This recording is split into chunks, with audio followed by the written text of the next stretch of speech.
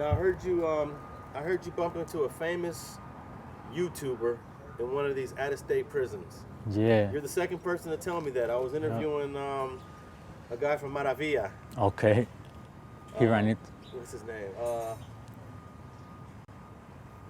What's my boy's name from Maravilla? Lil Train. Lil Train. Lil Train from Maravilla said he bumped into Wes Watson. Yeah. And he kind of had a negative story. Okay. But your experience with Wes Watson is quite different. Yeah. Go ahead. I was actually in the building with Wes Watson. And this was, if you guys look up North Fork Correctional Facility, this was after there was a big riot between the homies and the blacks in that facility. This was probably like a few months after that. We were on lockdown, and the only people that were able to be out there was the whites. So I was in Bravo South with Wes Watson. He was on the top tier with me. And every day when he'll come out to day room, he'll come to my cell. He would always have bud. He'll come to my cell with like little bundles, like, hey, here, bundle it up into this, into that. And then he'll be like, hey, you know, keep a little stick, a little leño, a stick. That's what we call a joint in there. He like, keep a little stick for yourself, you know? And keep a little stick for myself. But he'll always be right there chopping it up with me in the cell. And he was always respectful, you know what I mean? He wasn't as loud and as wild as he is now, you know what I mean? Like, I look at him now and I hardly recognize the person that I was with back then, you know? But as far as me doing time with him, he was always cool, respectful. He wasn't all extra out like that. I did see him get down one time when we were in the gym. He got into it with the wood that had the block right there, Bravo South, Bam Bam. I don't know where Bam Bam was from, but he ended up getting into it with him in the gym, and they started locking it up right there in the gym. Boop, boop, boop, boop, boop. Both of them were little stocky fools, so they were getting it for a cool minute too, to the point the staffs that were there at the time seen them, and they were just like, let them get it, because it was a one-on-one, you know? After they were done, I had on 2 shirts. I took off a shirt and gave it to Wes, like, here, you know what I mean? His nose was leaking. He wasn't messed up and all that, but his nose was leaking, you know what I mean? So it was basically a tie, that fight? Yeah, I would say it was a tie. And I think you described Bam Bam as one of the bullies on the yard? Yeah, Bam Bam was a bully. Bam Bam was a what bully. That means. What does a bully do on the yard? Shoot, he was just one of those, like, you know, you have people that are like always messing around, you know what I mean? Like, you know, you have that homie where you're walking and try to trip you, or they give you the dead leg and stuff like that. He was one of those, like, or like choking people out. You're sitting down, he comes from the back, like starts. He was just a fool like that, you know what I mean? So it has a little something to do with that, you know? He wasn't from LA though? No, he wasn't from LA. Okay. So overall, I guess Wes Watson, was a solid convict. Yeah, when I was with him, he always, like I said, he was respectful, and I can't say anything negative about the man. You know what I'm saying? Like I said, he wasn't all extra like he is now, but as far as me having anything negative, or, man, salute, you know what I mean? That's all I can say. And I can only speak from my own experiences, because every time I talk about Wes Watson, I get a lot of people, hey this, hey that, he's telling lies. What he says, what stories he says, that's beyond me. I can only tell you my experience with the man, you know? Yeah, I heard Dubs say he's always doing negative reactions to Yeah. Wes Watson. Did you ever bump into Dubs in prison? No, I Okay. never ran into dogs.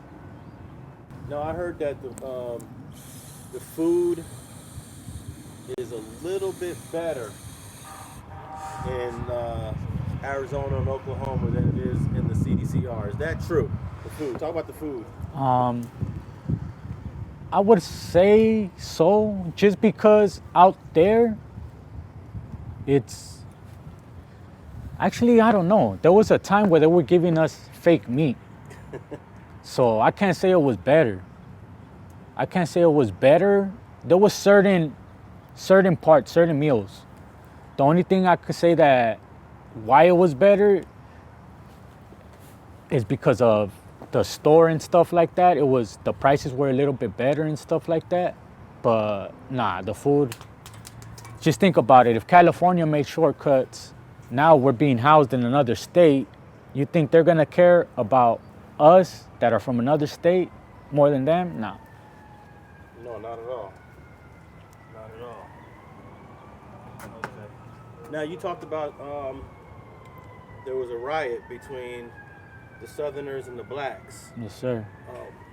What was that all about, and why do these riots even exist in the first place? That one, to be honest, it's not like if there was any type of racial tension or anything like that. It was just, there was an other and a black getting down in the chow hall. They were getting down like right in the chow line. And as they were getting down, homeboy swung, overextended, homeboy ducked, and he ended up hitting a homie behind him. Accident.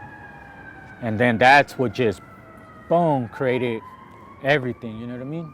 So you did all this time out of state, and now you end up coming back to California. Yeah. So what was that like to be back on a California yard? Because I'm sure that's like the weather's different. Yeah. You know, just it smells different. It's a different vibe, right? Man, I was happy. Once they told me I was coming back to Cali, I was happy. Got on my Facebook, making posts like, hey, I'm going back to Cali. I remember I posted I quoted the Biggie song, the I'm going back to Cali, Cali. I remember I wrote that and sent it out. Man, I was just looking forward to seeing the family. I hadn't seen my family in like 4 years, you know what I mean? So I was just looking forward to that. Now, what was what's the justification to send you out of state for whatever reasons they're trying to save money, and then to bring you back? What is that all about? They did a point system change, and to be honest, I think the only reason why they did that is because there was a lot of people suing. There was a lot of people suing them because during that riot, there was level 2 inmates, level 3 inmates, and there was even people with level 4 points that were in that prison. That, because it was said like once you got sent out of state, you were pretty much stuck. So once the riot happened, they started getting a lawsuit. That's when they really started focusing on your points. And if you were a certain amount of points, you had to get shipped out. So that was the only reason, to avoid them having to pay more, I guess, to avoid the audit. So how did you learn about people actually filing lawsuits? I learned that after the fact. I ended up getting a paper. I believe everybody that was there, we ended up, you got a paper like if you wanted to be part of the lawsuit and all that. I never, you know what I mean? I just ignored it.